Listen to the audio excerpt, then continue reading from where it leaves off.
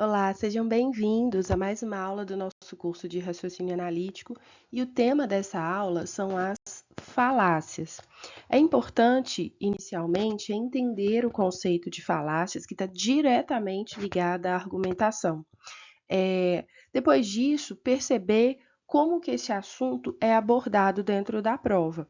Então, eu vou explicar brevemente sobre falácias. Mais importante, não é necessário que vocês decorem o conceito. É extremamente importante que vocês percebam como as falácias acontecem. Então, vamos lá, vamos entender esse conceito, o que são falácias. Bom, falácia, de acordo com alguns dicionários, né, significa erro, engano ou falsidade. Então, uma falácia é uma ideia errada que tenta ser transmitida como verdadeira, enganando ou confundindo o interlocutor. Então, desde já começa aí um alerta à atenção de cada um de vocês, que as falácias elas vão parecer muito verdadeiras, vão parecer frases, argumentos sem nenhum erro, mas após a sua interpretação, você começa a perceber que aquele argumento tem uma lacuna, tem um problema, que ele não se justifica, ou que a sua justificativa é enganosa. Tá? No âmbito da lógica, uma falácia consiste no ato de chegar a uma determinada conclusão errada a partir de proposições que também são falsas. Então, pode começar falso e terminar pior ainda, ou em alguns casos, ela pode até parecer verdadeira ou começar de uma forma que parece muito plausível, mas a sua conclusão ela é falsa.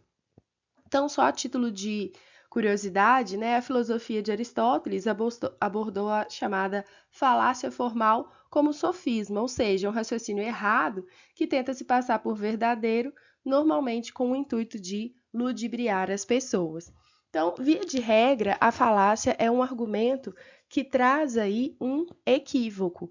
E é basicamente isso que vocês vão fazer na prova: identificar argumentos que são errados, que são equivocados. Para quem já pesquisou, já deu um Google lá e pesquisou o que são falácias, vocês vão encontrar, né, uma classificação, um nome para cada falácia. No entanto, aqui na prova isso não é necessário. Tá? Quando tem umas questões mais antigas que trazem o nome da falácia, mas a própria questão explica o que é. O trabalho do candidato aqui é identificar qual ou quais argumentos são falaciosos. E a atenção reside nessas questões porque os argumentos apresentados muitas vezes são absolutamente triviais, eles podem permear conversas muito triviais e serem falaciosos. Às vezes, nas conversas informais do nosso dia a dia, a gente acaba reproduzindo falácias também.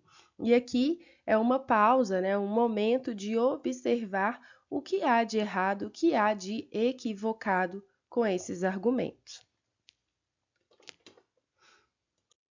Então, né, as questões que envolvem falácias não priorizam a identificação. Então, eu não quero saber se esse é o tipo de falácia A, B ou C. É necessário que você perceba, candidato, qual argumento é verdadeiro, falso, válido ou inválido. Então, você pode comparar, né, se tiver lá um texto, alguma coisa, você pode estabelecer uma comparação ou ali fazendo inferências, analisando as informações para, enfim, perceber onde a falácia reside. Então, vamos entender, vamos observar aí como essas questões podem aparecer. Essa questão é de 2018, eu escolhi essa questão por um detalhe muito interessante. Essa frase, ela já apareceu duas vezes em questões da Ampad. As questões eram diferentes, mas a frase, para ilustrar a falácia, é exatamente a mesma. Então, olha lá, todas as peças desse caminhão são leves, logo o caminhão é leve. Então, aqui a própria questão afirma que trata-se de um raciocínio errado com aparência de correto e verdadeiro, ou seja, uma falácia. Algo similar pode ser encontrado na seguinte afirmação. Então, eu tenho aqui, nós vamos analisar uma por uma, as 5 alternativas onde eu vou perceber qual delas traz uma informação falaciosa. Para quem não entendeu, né, todas as peças desse caminhão é leve, então o caminhão também é leve, vamos supor, né, eu vou fazer uma suposição aqui, que um caminhão tenha 20.000 peças e cada peça desse caminhão pese aproximadamente 1 quilo. No somatório final, né, não precisa se esforçar muito para perceber que esse caminhão não é tão leve assim. Então, é um argumento que tenta se passar como verdadeiro. Essa falácia, eu concordo com vocês, ela está um pouco mais evidente, mas ainda assim, né, requer análise e entender para perceber o conceito de falácia. Agora, vamos aí a cada uma dessas alternativas.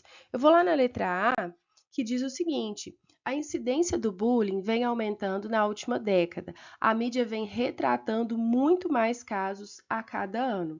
Olha que interessante, de cara aí na letra A, eu tenho uma afirmação que parece muito convincente. A incidência de bullying vem aumentando na última década. Essa informação, mesmo sem comprovação, ela faz sentido e pode ser facilmente compreendida. O problema é o que vem depois. A mídia vem retratando muito mais casos a cada ano. Se a gente for analisar, esse argumento está atrelando a incidência de bullying à atenção que a mídia tem dado aos casos de bullying. Fato que não é suficiente. Só porque a mídia tem retratado mais casos de bullying, não significa que eles estejam aumentando. A mídia que direcionou a sua atenção para aquele assunto, certo? Por isso, esta alternativa é falaciosa. A incidência de bullying está aumentando? Sim, mas por qual que é a justificativa que ele dá? Que a mídia vem retratando mais casos a cada ano. Não é suficiente. Eu preciso de dados, eu preciso de pesquisas, mas a atenção da mídia não é um argumento suficiente para que eu possa justificar o aumento da incidência de bullying. Perceberam? Esse argumento é falacioso. Ah, mas a mídia, gente, com essa frase tal qual está escrito, apresenta uma falácia. Se eu tivesse um outro texto, ou se eu tivesse uma continuação dessas informações para analisar, para julgar, talvez a falácia não pareceria tão evidente, né? Mas é um exemplo de falácia. Sendo assim, nós temos aí a letra A como alternativa falaciosa. Vamos às demais, vocês podem perceber que elas tratam de alguns fatos triviais, alguns assuntos recorrentes, elas são mais narrativas e menos falaciosas, né? O vídeo de uma mulher usando minissaia na Arábia Saudita gerou reações na mídia e nas redes sociais. Alguns pediram que ela fosse presa por desrespeitar o código de vestimenta do país. Ok, relatou um fato e uma espécie de uma consequência desse fato. Então, não tem nada de falacioso aí, tá? Os corpos congelados de um casal suíço que desapareceu há 75 anos no Alpes foram encontrados em uma geleira que está encolhendo, relatou a mídia no dia 18 de julho de 2017. Mesma coisa, quase narrativa, né?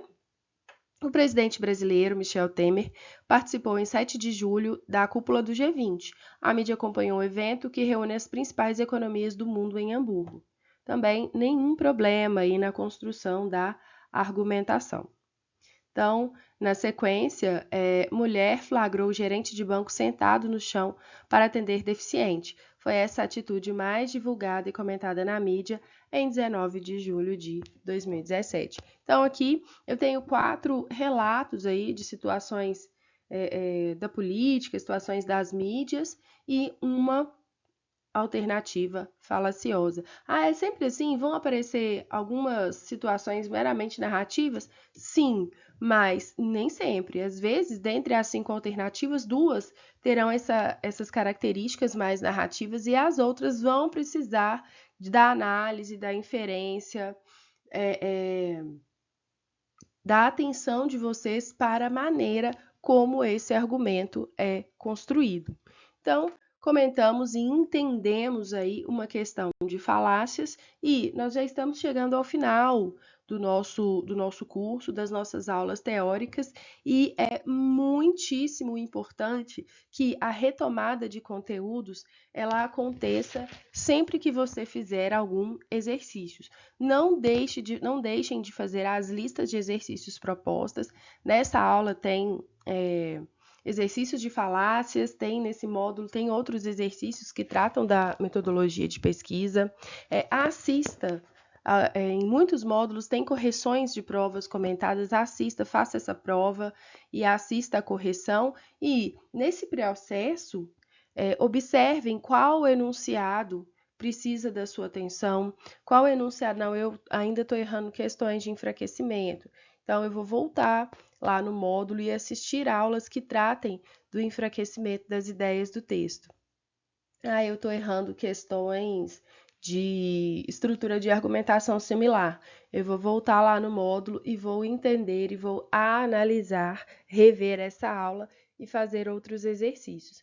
Lembrando também que é importante avaliar e analisar a gestão de tempo, buscando aí um melhor desempenho numa prova que é tão extensa, né? Uma prova da ANPAD, 5 horas de prova. Então, excelentes estudos a todos e até a próxima aula.